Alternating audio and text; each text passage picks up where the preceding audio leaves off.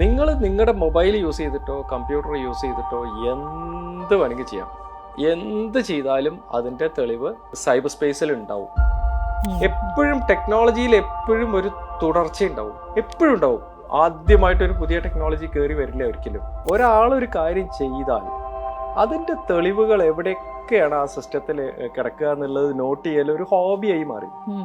ഇതാണ് എന്നെ സൈബർ ക്രൈമിൽ എത്തിച്ചത്. പല വീഡിയോസും ഫോട്ടോസും ഒക്കെ ഓരോരോ സൈറ്റിൽ കിടക്കുന്നുള്ളത്, അത് ഡിലീറ്റ് ചെയ്ത് ഒഴിവാക്കുന്നതോടുകൂടെ സേഫ് ആണോ? അത് കംപ്ലീറ്റ് ആയിട്ട് ഡിലീറ്റ് ആവുമോ? ഡിലീറ്റ് ചെയ്ത തെളിവ് ഞങ്ങൾ പുറത്തെടുക്കുന്നുണ്ടെങ്കിൽ ഇത് എവിടുന്ന് പുറത്തെടുക്കണം? ശൂന്യതയിൽ നിന്ന് എടുക്കാൻ പറ്റില്ലല്ലോ. കോടതിക്ക് നിങ്ങളെ കോർപ്പറേറ്റിൽ വർക്ക് ചെയ്യണം നിങ്ങളെ വിളിക്കാമെന്ന് വെച്ച് കഴിഞ്ഞാൽ എന്തുകൊണ്ട് ഞങ്ങൾക്ക് വിളിച്ചുകൂടാന്നായി ഇന്റലിജൻസ്, പിന്നാലെ പോലീസ്, പിന്നാലെ കസ്റ്റംസ് ഇന്റലിജൻസ്. ഈ ബില്ല് ഫേക്ക് ആയിട്ട് ഉണ്ടാക്കിയതാണോ? ഇവിടെ സബ്മിറ്റ് ചെയ്ത ബില്ല് ഇതിന്റെ ഒറിജിനൽ എമൗണ്ട് എത്രയാണ്? ഒറിജിനൽ ബില്ല് എത്രയാണ്? ഇത് എങ്ങനെയാണ് ഇതിന്റെ ഫേക്ക് ബില്ല് അവിടുത്തെ കമ്പനിയുടെ പേരിൽ ഫേക്ക് ബില്ല് തയ്യാറാക്കിയത്? അതിന്റെ തെളിവുകൾ സൈബർ സ്പേസിൽ എവിടെയായിരിക്കും കിടക്കുന്നുണ്ടാവുക? ആ തെളിവുകൾ എടുത്ത് കൺവിൻസിംഗ്ലി കോടതിയെ ബോധ്യപ്പെടുത്തണം. ചില കാര്യങ്ങളൊക്കെ ചൈനയിൽ ഇരുന്നിട്ടാവും ചെയ്തിട്ടുണ്ടാവും, ചിലത് ഇന്ത്യയിൽ ഇരുന്ന് ചെയ്തിട്ടാവും, ചിലത് വേറെ വല്ല രാജ്യത്തും ഇരുന്നിട്ടാവും ഇവർ ചെയ്തിട്ടുണ്ടാവുക. ഈ തെളിവുകളൊക്കെ എവിടെ കിടക്കണേ എന്നുള്ളത് അത് കൊണ്ടുവന്ന് കണ്ടുപിടിച്ച് ആ തെളിവുകൾ ഈ ഓഫീസർമാരുടെ മുമ്പിൽ പ്രസന്റ് ചെയ്യുമ്പോൾ ഉണ്ടാവണ ഒരു സുഖം, അത് ഭയങ്കര രസമാണത്. 20 വർഷത്തിലേറെയായി സൈബർ ഫോറൻസിക് വിദഗ്ധനായിട്ട് പ്രവർത്തിച്ചു വരുന്നു. അതേ വിഷയത്തിലാണ് ഡോക്ടറേറ്റും എടുത്തിരിക്കുന്നത്. എഴുതിയ പുസ്തകം ആഗോള ശ്രദ്ധയാകർഷിച്ചിരുന്നു. എങ്ങനെയാണ് ഈ ഒരു രംഗത്തേക്ക് എത്തുന്നത്? ഞാൻ ബേസിക്കലി ഒരു സൈബർ ഫോറൻസിക് വിദഗ്ധനായിരുന്നില്ല. ഗണിതശാസ്ത്രം ഇഷ്ടപ്പെടുന്ന ഒരു വിദ്യാർത്ഥി അങ്ങനെയായിരുന്നു ആദ്യം. അത്തരം ഒരാൾക്ക് സ്വാഭാവികമായിട്ട് വരാവുന്ന ഒരു ഏരിയയാണ് കമ്പ്യൂട്ടർ സയൻസ്. എൻ്റെ ഭാഗ്യം എന്നുള്ളത് ഞാൻ തുടക്കം മുതലേ ലാർജ് പ്രോജക്ട്സിലായിരുന്നു വർക്ക് ചെയ്തിരുന്നത്. 1987 ക്യാമ്പസ് റിക്രൂട്ടാണ്. അങ്ങനെയാണ് ഈ ഫീൽഡിൽ, സോഫ്റ്റ്വെയർ ഫീൽഡിൽ വരണതൊക്കെ തന്നെ. അന്ന് മൈക്രോസോഫ്റ്റ് ഇല്ല, വിൻഡോസ് ഇല്ല. അപ്പോൾ അന്നൊക്കെ യൂണിക്സ് ആണ്. ഞാൻ യൂണിക്സിലാണ് ജോലി ചെയ്തിരുന്നത്. ആ യൂണിക്സിൽ വർക്ക് ചെയ്യുമ്പോൾ നമ്മൾ പ്രത്യേകിച്ച് ഈ ലാർജ് സിസ്റ്റംസ് വർക്ക് ചെയ്യണ സമയത്ത് ഒരുപാട് ടെർമിനൽസ്, ഒരു മെയിൻ സെർവർ, അതിന് ഒരുപാട് ടെർമിനൽസ്, പലതും പല ബിൽഡിങ്ങുകളിലായിരിക്കും. അപ്പോൾ ഈ പല സ്ഥലത്ത് ഇരുന്ന് ഓരോരുത്തർ കമ്പ്യൂട്ടറിൽ ഓരോന്ന് ചെയ്തുകൊണ്ടിരിക്കുന്ന സമയത്ത് ആ സോഫ്റ്റ്വെയർ അതിനെയൊക്കെ മാനേജ് ചെയ്യണം കൃത്യമായിട്ട്. അപ്പോൾ അതിൻ്റെ കോറിൽ വരെ അത്തരം കമ്പ്യൂട്ടേഴ്സിൻ്റെ ഏറ്റവും കോറിലെ കാര്യങ്ങൾ വരെ അറിഞ്ഞിരിക്കണം, എങ്ങനെയാണ് നടക്കണേന്ന്. ഓരോ മെമ്മറി സെക്ടറിലും ഓരോന്നും എവിടെയൊക്കെ സേവ് ചെയ്തിരിക്കണം എന്ന് അറിഞ്ഞിരിക്കണം. ഈ അറിവ് ഇനി ഒന്ന് തിരിച്ചിട്ട് നോക്കൂ. ആരെങ്കിലും ആ കമ്പ്യൂട്ടർ സിസ്റ്റം ഉപയോഗിച്ചിട്ട് ആരെങ്കിലും എന്തെങ്കിലും ചെയ്തിട്ടുണ്ടെങ്കിൽ അതിലത്തെ ഓരോ ക്യാരക്ടറും എവിടെ പോയി കിടക്കുന്നു, ആ ചെയ്തതിൻ്റെ തെളിവ് ഏത് ഭാഗത്ത് പോയി കിടക്കുന്നു എന്ന കാര്യത്തിൽ ഒരറിവാണത്. അപ്പം ഞാൻ എൻ്റെ അറിവിനെ ഒന്ന് തിരിച്ചിട്ടു. എന്താണെന്ന് വെച്ചാൽ ഒരാളൊരു കാര്യം ചെയ്താൽ അതിൻ്റെ തെളിവുകൾ എവിടെയൊക്കെയാണ് ആ സിസ്റ്റത്തിൽ കിടക്കുക എന്നുള്ളത് നോട്ട് ചെയ്യൽ ഒരു ഹോബിയായി മാറി. ഇതാണ് എന്നെ സൈബർ ക്രൈമിൽ എത്തിച്ചത്. 92 ആണ് ഞാൻ ആദ്യമായിട്ട് ഒരു ലേഖനം എഴുതുന്നത്. സൈബർ ക്രൈം ഇന്ത്യയിൽ സോഫ്റ്റ്വെയർ ക്രൈം റിലേറ്റഡ് ആയിട്ടുള്ള കേസുകൾ കോടതിയിൽ വരാൻ സാധ്യതയുണ്ട് എന്ന് പറഞ്ഞിട്ട് അതിലൊരു കേസ് പറഞ്ഞുകൊണ്ട് ഇതുപോലത്തെ ഇന്ന ടൈപ്പ് കേസുകളൊക്കെ കോടതിയിൽ വരാൻ സാധ്യതയുണ്ട്. 1992 ആ ലേഖനം.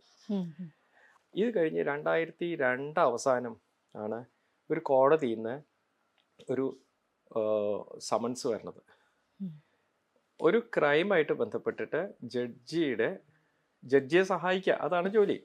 അപ്പോൾ എക്സ്പേർട്ട് കമ്മീഷണറായിട്ട് എന്നെ അപ്പോയിൻറ്റ് ചെയ്തു എന്ന് പറഞ്ഞിട്ട്. എന്താണ് എക്സ്പേർട്ട് കമ്മീഷണർ എന്ന് എനിക്കറിയില്ല. പോലീസ് സ്റ്റേഷനിൽ കയറാത്ത ആളാണ് ഞാൻ, കോടതിയിൽ കയറാത്ത ആളാണ് ഞാനത് ഏറ്റെടുത്തിട്ട് പിന്നെ ഈ ജോലി ആ 2 കാര്യങ്ങൾ പഠിക്കണമായിരുന്നു. ഒന്ന്, ലീഗൽ സിസ്റ്റത്തിൽ ലോ പഠിക്കാത്ത ആളാണ് ഞാൻ. പ്യോർലി മാത്തമാറ്റിക്സും കമ്പ്യൂട്ടർ സയൻസും ആയിട്ട് വന്ന ആളാണ് ഞാൻ. അപ്പം ലീഗൽ സിസ്റ്റത്തിൽ എങ്ങനെയാണ് തെളിവുകൾ എഴുതി ജഡ്ജിയുടെ മുമ്പിൽ ഇത് പ്രസൻറ്റ് ചെയ്യുക, കൺവിൻസിംഗ്ലി പ്രസൻറ്റ് ചെയ്യുക എന്നുള്ളത് ഒരു ക്വസ്റ്റ്യൻ. നമ്മൾ എടുത്ത് കൊടുക്കുന്ന എല്ലാം തെളിവായിക്കൊള്ളണമെന്നില്ല. നമ്മൾ കുറേ ഡേറ്റ എടുത്ത് ജഡ്ജിന് മുമ്പിൽ വെച്ച് കൊടുക്കും. അത് മുഴുവൻ തെളിവായിക്കൊള്ളണമെന്നില്ല. ആ ഡാറ്റയിൽ ചില കാര്യങ്ങൾ മാത്രമായിരിക്കും ആ കേസിന് റിലവൻ്റ് ആയിട്ടുള്ളത്. അപ്പോൾ ആ ഡേറ്റയിലെ കുറച്ച് ഭാഗം മാത്രമായിരിക്കും ഇൻഫർമേഷൻ, ആ കേസിൻ്റെ റിലവൻ്റ് ആയിട്ടുള്ള ഇൻഫർമേഷൻ. ഈ റിലവൻ്റ് ആയിട്ടുള്ള എല്ലാ ഇൻഫർമേഷനും എവിഡൻസ് ആയിക്കൊള്ളണമെന്നില്ല. അപ്പോൾ ആ എവിഡൻസ് എന്താ കുറച്ച് ആ റിലവൻ്റ് ആയിട്ടുള്ള ഇൻഫർമേഷൻ്റെ അകത്തുനിന്ന് കൃത്യമായിട്ട് എവിഡൻസ് മാത്രം എടുത്ത് കൊടുക്കുക. അത് കാരണം വെച്ചാൽ ആ കേസിൽ under section so and so, under section 98 of this act, 121 of this act, 520 of this act എന്നൊക്കെ പറഞ്ഞ് എഴുതിയിട്ടുണ്ടാവും. ആ ആക്ടിലെ ആ സെക്ഷൻസ് അത് പ്രൂവ് ചെയ്യാൻ വേണ്ട റിലവൻറ്റ് ഇൻഫർമേഷൻ മാത്രം, അതാണ് എവിഡൻസ്. ബാക്കിയുള്ള റിലവൻറ്റ് ഇൻഫർമേഷനൊക്കെ റിലവൻറ്റ് ഇൻഫർമേഷൻ മാത്രമാണ്. കോടതിക്ക് ഈ എവിഡൻസ് മാത്രം മതി. സ്വാഭാവികമായിട്ടും ഈ കേസ് തെളിയിക്കാനുള്ള തെളിവുകൾ ഏത് കമ്പ്യൂട്ടർ സയൻസ് പ്രോട്ടോക്കോൾ വെച്ച് എടുക്കണം, ലോകത്തിൽ അമേരിക്കൻ ജുഡീഷ്യറി എങ്ങനെയാണ് ചെയ്യണത്, ബ്രിട്ടീഷ് ജുഡീഷ്യറി എങ്ങനെയാണ് ചെയ്യണത്, അതൊക്കെ ഒന്ന് പഠിച്ചു. 2002-ലാണത്. അപ്പോൾ ആ കാലമായപ്പോഴേക്കും ഇൻ്റർനെറ്റ് നല്ലോണം വന്നിട്ടുണ്ട്. അപ്പോൾ ഒരുപാട് ലൈബ്രറിയിലേക്ക് ആക്സസും അതൊക്കെ ആയിട്ടുണ്ട് എനിക്ക്. ലോകത്തിൽ ഓൺലൈൻ ആക്സസ് ഒക്കെ ആയിട്ടുണ്ട്. ഇന്നത്തെ പോലെയല്ല. 2002 എന്ന് പറയുമ്പോൾ 23 വർഷം മുമ്പത്തെ കഥയാണ് ഞാൻ പറയണത്.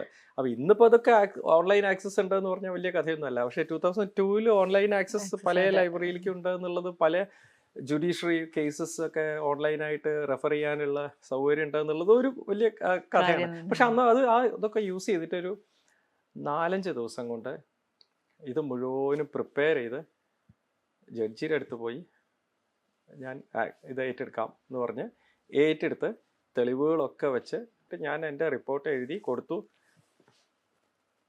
ഇത് സക്സസ് ആയി, എങ്ങനെയോ സക്സസ് ആയി. കോടതിക്ക് നിങ്ങളെ കോർപ്പറേറ്റിൽ വർക്ക് ചെയ്യണം നിങ്ങളെ വിളിക്കാമെന്ന് വെച്ച് കഴിഞ്ഞാൽ എന്തുകൊണ്ട് ഞങ്ങൾക്ക് വിളിച്ചുകൂടാന്നായി ഇൻ്റലിജൻസ്, പിന്നാലെ പോലീസ്, പിന്നാലെ കസ്റ്റംസ് ഇൻ്റലിജൻസ്, പിന്നാലെ അങ്ങനെയുള്ള, പിന്നെ ഇങ്ങനെ ഞാനൊരു സൈബർ ഫോറൻസിക് എക്സ്പേർട്ടായിട്ട് മുദ്ര കുത്തപ്പെട്ടു. അമേരിക്കയിലും യൂറോപ്പിലൊക്കെ ഒരുപാട് ജേർണൽസിൽ എൻ്റെ റിസർച്ച് പേപ്പേഴ്സ് അപ്പിയർ ചെയ്തിരുന്നു. അത് വായിച്ച പലരും പല ജേർണലുകളുടെയും ടെക്നിക്കൽ കമ്മിറ്റിയിൽ എന്നെ ഇൻക്ലൂഡ് ചെയ്തിരുന്നു. ഇപ്പോൾ IGI ഗ്ലോബൽ എന്ന പേരായിട്ടുള്ള ഒരു വലിയ പബ്ലിഷറാണ്. അവർ തീരുമാനിച്ചപ്പോൾ എൻ്റെ പേര് ആരോ റെക്കമെൻഡ് ചെയ്തു, അത് വന്നു. ഞാൻ കോഴിക്കോട്ട് ഇരുന്ന പുസ്തകം എഴുതി കൊടുത്തു. അത് അമേരിക്കയിൽ പബ്ലിഷ്ഡായി. അത് പല സ്ഥലത്തും റെഫറൻസ് ബുക്കായി. പല രാജ്യങ്ങളിലും, അമേരിക്ക മാത്രമല്ല വേറെ പല രാജ്യങ്ങളിലും റെഫറൻസ് ബുക്കായി. ഇന്നും ആ ബുക്ക് റെഫറൻസ് ബുക്കാണ്. ഇപ്പം കേസുകൾ ഡിജിറ്റൽ തെളിവുകൾക്കും വലിയ പ്രാധാന്യം തന്നെയാണല്ലോ. Police, revenue intelligence, judiciary, customs ഒക്കെ താങ്കളുടെ സഹായം തേടാറുണ്ട്. എന്താണ് ഒരു സൈബർ ഫോറൻസിക് വിദഗ്ധൻ ചെയ്യുന്നത്? ഇപ്പോൾ ഒരു കസ്റ്റംസ് ഇൻ്റലിജൻസ് എന്തിനാണ് എന്നെ വിളിക്കണേ? ഇപ്പോൾ ഫോർ എക്സാമ്പിൾ കൊച്ചി പോർട്ട്, അല്ലെങ്കിൽ തൂത്തുക്കുടി പോർട്ട്, അല്ലെങ്കിൽ ബോംബെ പോർട്ട്, അവിടുന്ന് ഒരു 10 കണ്ടെയ്നർ പിടിച്ചിട്ടുണ്ടാവും. ആ കണ്ടെയ്നറിൽ എന്തെങ്കിലും ഉണ്ടാവും. സേ ഫോർ എക്സാമ്പിൾ ഡേറ്റ്സ് ആണെന്ന് വിചാരിക്കാം, ഈന്തപ്പഴം ആണെന്ന് വിചാരിക്കുക. ഒരു 10 കണ്ടെയ്നർ ഈന്തപ്പഴം പിടിച്ചു. അതിന് അവർ ബില്ലൊക്കെ സബ്മിറ്റ് ചെയ്യണം. അതിൻ്റെ എല്ലാ ഇമ്പോർട്ട് ചെയ്യാണ്, പുറത്തുനിന്ന് ഏതെങ്കിലും രാജ്യത്ത് നിന്ന് ഇമ്പോർട്ട് ചെയ്യാണ്. അവരതിൻ്റെ ബില്ല് സബ്മിറ്റ് ചെയ്തിട്ടുണ്ടാവും. അവിടെ നിന്നുള്ള ബില്ല്, ആ രാജ്യത്തു നിന്നുള്ള ബില്ല്, ആ ബില്ല് അനുസരിച്ച് അതിന് ആ 10 കണ്ടെയ്നറിന് ഇത്രയാണ് വില. ആ വിലക്കനുസരിച്ച് ഇവിടെ ഡ്യൂട്ടി കെട്ടണം. പക്ഷേ അവർ സബ്മിറ്റ് ചെയ്തിട്ടുള്ള ബില്ലിൽ എന്തോ ഇതുണ്ടല്ലോ, അത്ര പോരല്ലോ ഇതിൻ്റെ വില, ക്വാണ്ടിറ്റി അത്ര ഉണ്ടെങ്കിലും വില അത്ര പോരല്ലോ, ആ വില കുറച്ച് കാണിച്ചിട്ട്, ഡ്യൂട്ടി കുറച്ച് കാണിച്ചിട്ട് എന്തോ വെട്ടിപ്പ് നടത്തുന്നുണ്ടോ എന്ന് പോർട്ടിലുള്ള കസ്റ്റംസ് ഓഫീസർക്ക് സംശയം തോന്നി അത് പിടിച്ചിട്ടിട്ട് ഇതിൻ്റെ ഒറിജിനൽ ബില്ല് എത്രയായിരുന്നു, ആ ബില്ലിൽ എത്രയായിരുന്നു എമൗണ്ട്, ഈ ബില്ല് ഫേക്ക് ആയിട്ട് ഉണ്ടാക്കിയതാണോ, ഇവിടെ സബ്മിറ്റ് ചെയ്ത ബില്ല്, ഒറിജിനൽ ബില്ല് 100 രൂപയാണെങ്കിൽ അതിന് ഫേക്ക് ആയിട്ട് ഒരു 40 രൂപയുടെ ഒരു ബില്ല് ഇവിടെ സബ്മിറ്റ് ചെയ്യും. അപ്പോൾ 40 രൂപയ്ക്ക് ഡ്യൂട്ടി അടച്ചാൽ മതി. അപ്പോൾ ഇതിൻ്റെ ഒറിജിനൽ എമൗണ്ട് എത്രയാണ്, ഒറിജിനൽ ബില്ല് എത്രയാണ്, ഇത് എങ്ങനെയാണ് ഇവർ ഇതിൻ്റെ ഫേക്ക് ബില്ല്, അവിടുത്തെ കമ്പനിയുടെ പേരിൽ ഫേക്ക് ബില്ല് തയ്യാറാക്കിയത്, അതിൻ്റെ തെളിവുകൾ നെറ്റിൽ എവിടെയാണ് കിടക്കണേ, അല്ലെങ്കിൽ സൈബർ സ്പേസിൽ എവിടെയായിരിക്കും കിടക്കുന്നുണ്ടാവുക. ആ തെളിവുകൾ എടുത്ത് കൺവിൻസിംഗ്ലി കോടതിയെ ബോധ്യപ്പെടുത്തണം. ചിലപ്പോൾ ഇവരെ അറസ്റ്റ് ചെയ്യുമ്പോൾ ഉടനെ തന്നെ ഇവർ ഇതിന് ബെയിലിന് കൊടുക്കും. അപ്പോൾ അത്തരം സന്നിഗ്ധ ഘട്ടത്തിൽ അവർ പെട്ടെന്ന് കുറച്ച് തെളിവുണ്ടാക്കാനുള്ള ഒരു വഴി എന്നുള്ള നിലയ്ക്കാണ് പലപ്പോഴും എന്നെ അപ്രോച്ച് ചെയ്യുക. അപ്പോൾ അപ്രോച്ച് ചെയ്ത് കഴിഞ്ഞാൽ പെട്ടെന്ന് ചെന്നിട്ട് സൈബർ സ്പേസിൽ എവിടെയാണ് ആ തെളിവെന്ന് വെച്ചാൽ ആ തെളിവ് എടുത്തിട്ട് കുറച്ചെങ്കിലും തെളിവ്, മുഴുവൻ തെളിവല്ല, ആദ്യം കുറച്ചെങ്കിലും തെളിവ് കൊടുത്തു കഴിഞ്ഞാൽ അത് മതി പെട്ടെന്ന് കോടതിയെ കൺവിൻസ് ചെയ്യാൻ. പിന്നെ അതിൻ്റെ ഫുൾ തെളിവുകളൊക്കെ എടുത്ത് ഇതിൻ്റെ ഒറിജിനൽ റേറ്റ് ഇത്രയായിരുന്നു, ആ ബില്ല് ഇതാണ്, അത് ഇന്ന സ്ഥലത്തുണ്ടായിരുന്നു, ആ ബില്ലിനെ അവർ അത് വെച്ചിട്ട് അവർ റെഡ്യൂസ് ചെയ്ത് ഫേക്കായിട്ട് ഇന്ന പോലെ ഇന്ന ദിവസം ഇന്ന സമയം ഇന്ന പോലെ ആ ഫയൽ മാനിപ്പുലേറ്റ് ചെയ്തിട്ടാണ് ഇത് ചെയ്ത് ഇങ്ങനെ ഒരു ബില്ല് ഉണ്ടാക്കിയത്. ആ അത് ഓരോ സ്റ്റേജിൽ വെച്ചിട്ട് ആദ്യം 100 90 ആക്കി, 90 പിന്നെ 70 ആക്കി, 70 പിന്നെ 40 ആക്കി എന്ന് പറഞ്ഞിട്ട് ഇതിൻ്റെയൊക്കെ വേർഷൻ എടുത്ത് ആ തെളിവുകളൊക്കെ എടുത്ത് ടൈം സ്റ്റാമ്പ് എന്നൊക്കെയാണ് പറയാം, ഇതൊക്കെ എടുത്ത് തെളിവുകളൊക്കെ എടുത്ത് ഒരു റിപ്പോർട്ടാക്കി കൊടുത്തു കഴിഞ്ഞാൽ എൻ്റെ ജോലി കഴിഞ്ഞു. നിങ്ങൾ നിങ്ങളുടെ മൊബൈൽ യൂസ് ചെയ്തിട്ടോ കമ്പ്യൂട്ടർ യൂസ് ചെയ്തിട്ടോ എന്ത് വേണമെങ്കിൽ ചെയ്യാം. എന്ത് ചെയ്താലും അതിൻ്റെ തെളിവ് സൈബർ സ്പേസിൽ ഉണ്ടാവും.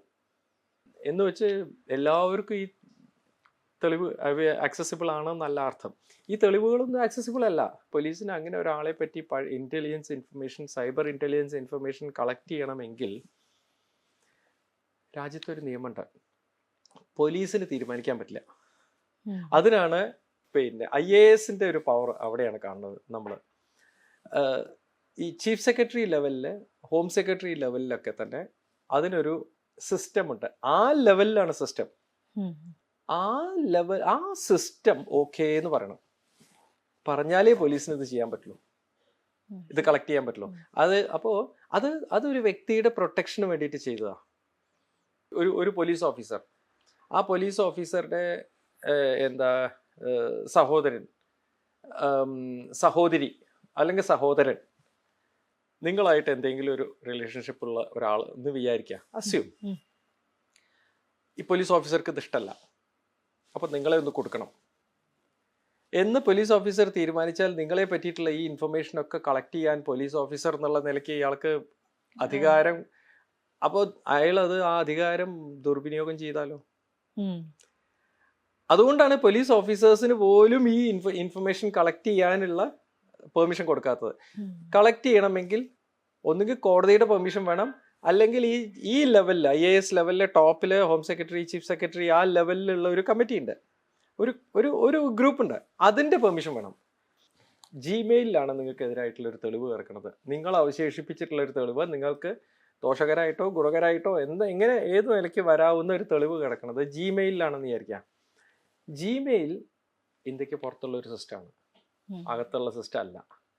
ഇന്ത്യൻ ഗവൺമെന്റിന്റെ നിയമം അനുസരിച്ച് നീങ്ങണ ഒരു സിസ്റ്റം അല്ല ജിമെയിൽ അമേരിക്കൻ ജുഡീഷ്യറിയില് ആ ഇതിൽ വരുന്നതാണ്. അപ്പൊ ആ തെളിവ് എങ്ങനെ ഇന്ത്യയിലത്തെ കേരളത്തിലെ പോലീസ് ആ തെളിവ് എങ്ങനെ നേടിയെടുക്കും? അമേരിക്കൻ സിസ്റ്റത്തിൽ നിന്ന് ജിമെയിലിൽ നിന്ന് ആ തെളിവ് എങ്ങനെ നേടിയെടുക്കും എന്നൊരു ക്വസ്റ്റ്യൻ ഉണ്ട്. അവിടെയാണ് ഈ ചില ട്രീറ്റീസ്, അതായത് ഗവൺമെന്റ് ഓഫ് ഇന്ത്യയും അമേരിക്കൻ ഗവൺമെന്റും തമ്മിൽ ക്രിമിനൽ ഇൻഫർമേഷൻ കൈമാറുന്ന ഒരു ട്രീറ്റി. ആ ട്രീറ്റീസിൽ ഓരോ സെക്ഷൻ ആയിട്ടുണ്ടാവും. ആ സെക്ഷനിൽ നിങ്ങൾക്കെതിരെയുള്ള ജിമെയിലിൽ കിടക്കുന്ന തെളിവ് കൊണ്ടുവരാൻ ഇതിലേത് സെക്ഷനാണ് ഇൻവോക്ക് ചെയ്യേണ്ടതെന്ന് വെച്ചാൽ ആ സെക്ഷൻ ഇൻവോക്ക് ചെയ്തുകൊണ്ട് വേണം ജിമെയിലിലേക്ക് റിക്വസ്റ്റ് ചെയ്യാൻ. ചെയ്താൽ അവരത് നോക്കും. ആ ഇൻവോക്ക് ചെയ്ത സെക്ഷൻ പ്രകാരം നമ്മൾ കൊടുക്കാവോ, തെളിവുണ്ട്, പക്ഷെ ഇത് കൊടുക്കാവോ, കൈമാറാവോ? അവിടെ രണ്ട് കാര്യമാണ്. ഒന്ന്, ഈ സെക്ഷൻ ഇൻവോക്ക് ചെയ്ത സെക്ഷൻ പ്രകാരം ഈ തെളിവ് കൊടുക്കാൻ പാടുണ്ടോ. രണ്ട്, ആ രണ്ടാമത്തെ പോയിന്റാണ് വളരെ രസമായിട്ടുള്ള പോയിന്റ്. അത് എന്താന്ന് വെച്ചാല് അവിടെ ആ രാജ്യത്ത് അത് ക്രൈം ആണെങ്കിൽ മാത്രമേ ആ ഇൻഫർമേഷൻ കൊടുത്തരുള്ളൂ. സ്വാഭാവികമായിട്ടും നമ്മൾ ഇവിടെ അതിൽ പെട്ട ഒരു ക്രൈം നമ്മൾ പറയണത് അവിടെ ക്രൈം ആയിക്കൊള്ളണം എന്നില്ല. അതുകൊണ്ട് തന്നെ അവര് തെളിവ് ഇങ്ങോട്ട് തന്നോളണം എന്നില്ല ചില കേസിൽ. അപ്പൊ അതൊക്കെ നോക്കണം ഈ പുറത്തുനിന്നുള്ള തെളിവുകൾ എടുക്കുമ്പോൾ. എങ്കിലും അത്രയും നോക്കിയിട്ടേ അവര് തെളിവുകൾ കൈമാറുള്ളൂ. അപ്പോൾ ഇനി ഇതിനൊക്കെ പുറമെ ഇൻസ്റ്റഗ്രാം, ജിമെയിൽ, യാഹൂ, ടെലിഗ്രാം, അവരൊക്കെ ആ രാജ്യത്തെ നിയമം പാലിച്ചുകൊണ്ട് നടത്തുന്ന വെബ്സൈറ്റ്സ് ആണ്. ഇത് അല്ലാത്തതോ രാജ്യത്തെ നിയമങ്ങളൊക്കെ പാലിക്കാതെ ഒരുപാട് വെബ്സൈറ്റ്സ് ഉണ്ട് ലോകത്തിൽ, ഒരുപാടുണ്ട്. പിടിക്കപ്പെട്ടാൽ കുടുങ്ങും, പക്ഷെ പിടിക്കപ്പെടാതെ നോക്കും അവര്. ഫോർ എക്സാമ്പിൾ പോർണോഗ്രാഫിക് സൈറ്റുകൾ. അപ്പോൾ പോർണോഗ്രാഫിക് സൈറ്റ്, ആ സൈറ്റിൽ ഇപ്പോൾ നിങ്ങളുടെ ഒരു ഫോട്ടോ അപ്പിയർ ചെയ്തു അല്ലെങ്കിൽ നിങ്ങളുടെ ഒരു വീഡിയോ അപ്പിയർ ചെയ്തു. അപ്പോൾ ആ സൈറ്റ് നമ്മൾ തപ്പി നോക്കുമ്പോൾ ഇത് ഒരു ഓസ്ട്രേലിയൻ സൈറ്റ് ആയിരിക്കും. പക്ഷേ ഓസ്ട്രേലിയൻ ഗവൺമെന്റിന് ഈ സൈറ്റിനെ പറ്റിയിട്ട് ഒരു ഐഡിയ ഉണ്ടാവില്ല. കാരണം അത് അവിടെ രജിസ്റ്റർ ചെയ്താവില്ല. നമ്മൾ തെളിവ് നോക്കി പോകുമ്പോൾ ഓസ്ട്രേലിയൻ വെബ്സൈറ്റ് ആണെങ്കിലും ഇതിന്റെ കംപ്ലീറ്റ് മാനേജ്മെന്റ് വേറെ ഏതെങ്കിലും രാജ്യത്ത് ഇരുന്നിട്ടാവും ചെയ്യുന്നുണ്ടാവുക. അത് എവിടെ ഇരുന്നിട്ടാണ് ചെയ്യണതെന്ന് ചിലപ്പോൾ വിവരം കിട്ടിയില്ല എന്ന് വരും. അപ്പം നമ്മൾ അതിനെ ട്രേസ് ബാക്ക് ചെയ്ത്, നമ്മളെന്ന് വെച്ചാൽ ഇവിടുത്തെ പോലീസ് ട്രേസ് ബാക്ക് ചെയ്ത് പോയി വരുമ്പോൾ അത് വേറെ ഏതെങ്കിലും രാജ്യത്ത് ഇരുന്നിട്ടാവും ചെയ്യുന്നുണ്ടാവുക. പക്ഷേ പേരിൻ്റെ ഇതെല്ലാം ഓസ്ട്രേലിയൻ അതായിരിക്കും. ഓസ്ട്രേലിയൻ ഗവൺമെന്റിന് ഒരു കൺട്രോൾ ഉണ്ടാവില്ല. സ്വാഭാവികമായിട്ടും ഓസ്ട്രേലിയൻ ജൂറിസ്ഡിക്ഷനിൽ അതിൻ്റെ കാര്യം ഓസ്ട്രേലിയ ആയിട്ടുള്ള ക്രിമിനൽ ഡേറ്റ ഇൻഫർമേഷൻ ട്രീറ്റീസ് വെച്ചിട്ട് നമുക്ക് ആ തെളിവ് കളക്ട് ചെയ്യാൻ ട്രൈ ചെയ്ത് കഴിഞ്ഞാൽ ചിലപ്പോൾ നടന്നില്ല എന്ന് വരും. കാരണം ഓസ്ട്രേലിയൻ ഗവൺമെന്റിനൊന്നും ഒരു കൺട്രോൾ ഇല്ലാത്തതായിരിക്കും. എന്നാൽ ഇത് വേറൊരു സ്ഥലത്ത് ഇരുന്നിട്ടാണ് ഇതിന്റെ ഫുൾ കാര്യങ്ങൾ ചെയ്യണത്. ആ കൺട്രി ആയിട്ട് നമുക്ക് ട്രീറ്റീസും കാര്യങ്ങളും ഇതൊക്കെ ഉണ്ടെങ്കിലും അവിടെ ഇരുന്നിട്ടാണ് ചെയ്യണമെന്ന് മാത്രമേ ഉള്ളൂ. പക്ഷെ തെളിവുകളൊന്നും അവരുടെ സ്പേസിലല്ല കിടക്കുന്നത്, വേറെ എവിടെയാണ് കിടക്കുന്നത്. ഇങ്ങനെ പല കൺഫ്യൂഷൻസും ഇതിനകത്ത് ഉണ്ട് താനും. ജൂറിസ്ഡിക്ഷണൽ ഇഷ്യൂസ് എന്നാണ് ഇതിനെ വിളിക്കുക. നിരവധി കേസുകളുടെ ഭാഗമായിട്ടുണ്ടല്ലോ. ഏറ്റവും വെല്ലുവിളി തോന്നിയിട്ടുള്ള ഏതെങ്കിലും ഒരു കേസ് പറയാവോ? വെല്ലുവിളി തോന്നിയിട്ടുള്ള കേസുകളൊക്കെ തന്നെ എനിക്ക് ഈ കസ്റ്റംസ് ആയിട്ട് ബന്ധപ്പെട്ടിട്ടാണ് കൂടുതൽ വന്നിട്ടുള്ളത്. കസ്റ്റംസിന്റെ സ്പെഷ്യൽ ഇന്റലിജൻസ് ബ്യൂറോ, അതുപോലെ DRI, directorate of revenue intelligence, അവരൊക്കെ തന്നിട്ടുള്ള ചില കേസിലാണ് ഒരു നമ്മുടെ ബ്രെയിൻ ശരിക്കും വർക്ക് ചെയ്യണ ഇത് വന്നിട്ടുള്ളത്. അവിടെ എങ്ങനെയാന്ന് വെച്ചാൽ ഞാൻ നേരത്തെ പറഞ്ഞ പോലെ ഒരു 10 കണ്ടെയ്നർ പിടിച്ചു. ഇവർ ഇന്ത്യക്ക് പുറത്ത് ഇരുന്നിട്ട് അവരുടെ സോഫ്റ്റ്വെയറും അതൊക്കെ അവരുടെ കമ്പ്യൂട്ടേഴ്സും ലാപ്ടോപ്പോ എന്തൊക്കെയാണെന്ന് വെച്ചാൽ യൂസ് ചെയ്തിട്ട് പല തരത്തിൽ യൂസ് ചെയ്തിട്ടായിരിക്കാം ബില്ലുകൾ ഫേക്ക് ആയിട്ട് ഉണ്ടാക്കുക, അല്ലെങ്കിൽ ബില്ല് മോഡിഫൈ ചെയ്തിട്ട് ഇപ്പോൾ പിന്നെ ഒരു 100 കോടിയുടെ ബില്ലായിരിക്കും, അതിനെ 40 കോടിയുടെ ബില്ലാക്കി മാറ്റിയിട്ട് അത്രയും മാത്രം ഇവിടെ സബ്മിറ്റ് ചെയ്ത് അതിനുള്ള ഇമ്പോർട്ട് ഡ്യൂട്ടി, ഇമ്പോർട്ട് ടാക്സും അതൊക്കെ മാത്രം അടച്ച് ബാക്കിയൊക്കെ ലാഭിച്ച്, എന്ന് പറഞ്ഞാൽ അത്രയും ടാക്സ് അടയ്ക്കണ്ടല്ലോ, ഇമ്പോർട്ട് ഡ്യൂട്ടി അടയ്ക്കണ്ടല്ലോ. അപ്പോൾ ലാഭിച്ച് അങ്ങനെ അതിനെയാണല്ലോ കള്ളക്കടത്തെന്ന് നമ്മൾ മലയാളത്തിൽ പറയാം. അപ്പോൾ അങ്ങനെയൊക്കെ ചെയ്തിട്ടുള്ള കേസസിൽ അത് പ്രൂവ് ചെയ്യാൻ അത് ശരിക്കും നമുക്ക് ബ്രെയിൻ ശരിക്കും വർക്ക് ചെയ്യേണ്ടി വരും. അപ്പോൾ ഞങ്ങൾക്ക് ആകെയുള്ളത് ഞങ്ങളുടെ മുമ്പിൽ ഇരിക്കുന്ന ലാപ്ടോപ്പുകളും, അത് ഞങ്ങളുടെ ലാപ്ടോപ്പ് ആവാം, മറ്റ് പിടിക്കപ്പെട്ട ലാപ്ടോപ്പുകളാവാം, അതും പിന്നെ അത് വെച്ചിട്ട് സൈബർ സ്പേസിൽ ഇപ്പോൾ ജിമെയിലോ അല്ലെങ്കിൽ വേറെ എവിടെയെങ്കിലും കിടക്കുന്ന ഡേറ്റയും അങ്ങനത്തെ അത് വെച്ചിട്ട് വേണമല്ലോ അത് പ്രൂവ് ചെയ്യാൻ. ഇത് ഈ തെളിവ് എവിടെയായിരിക്കും കിടക്കുന്നുണ്ടാവും? ഇവർ ചില കാര്യങ്ങളൊക്കെ ചൈനയിൽ ഇരുന്നിട്ടാവും ചെയ്തിട്ടുണ്ടാവും, ചിലത് ഇന്ത്യയിൽ ഇരുന്ന് ചെയ്തിട്ടാവും, ചിലത് വേറെ വല്ല രാജ്യത്തും ഇരുന്നിട്ടാവും ഇവർ ചെയ്തിട്ടുണ്ടാവുക. ഈ തെളിവുകളൊക്കെ എവിടെ കിടക്കണേ എന്നുള്ളത് അത് കൊണ്ടുവന്ന് കണ്ടുപിടിച്ച് ആ തെളിവുകൾ ഈ ഓഫീസർമാരുടെ മുമ്പിൽ പ്രസന്റ് ചെയ്യുമ്പോൾ ഉണ്ടാവണ ഒരു സുഖം, അത് ഭയങ്കര രസമാണത്. ഇപ്പം ഈ ഡിജിറ്റൽ കുറ്റകൃത്യങ്ങൾ ചെയ്യുന്നവർ പുതിയ ടെക്നോളജി ട്രൈ ചെയ്തുകൊണ്ടേ ഇരിക്കുകയാണല്ലോ. താങ്കളെ പോലുള്ളവർ അത് കണ്ടുപിടിക്കുന്നുമുണ്ട്. എങ്ങനെയാണ് അപ്ഡേറ്റഡ് ആയിക്കൊണ്ടേ ഇരിക്കുന്നത്? അതൊരു വലിയ ഇഷ്യൂ ആണ്. ഓരോ ദിവസവും ലോകത്തിൽ നടക്കുന്ന ചേഞ്ചസ് അപ്ഡേറ്റ് ചെയ്ത് പോയിട്ടില്ലെങ്കിൽ ക്രിമിനൽസ് ഒരു സ്റ്റെപ്പ് എഹെഡായി പോകും. അപ്പൊ ക്രിമിനൽസ് പലപ്പോഴും ക്രിമിനൽസ് ഒരു സ്റ്റെപ്പ് എഹെഡ് ആയിട്ടുള്ള എത്രയോ ഇതുണ്ട്. അതായത് ഒരു കേസ് മുമ്പിൽ വരുമ്പോൾ അതിൽ ഉപയോഗിക്കപ്പെട്ടിട്ടുള്ള ടെക്നോളജി നോക്കുമ്പോൾ 1-2 ടെക്നോളജി എനിക്ക് പരിചയമില്ലാത്ത ടെക്നോളജികൾ വരും.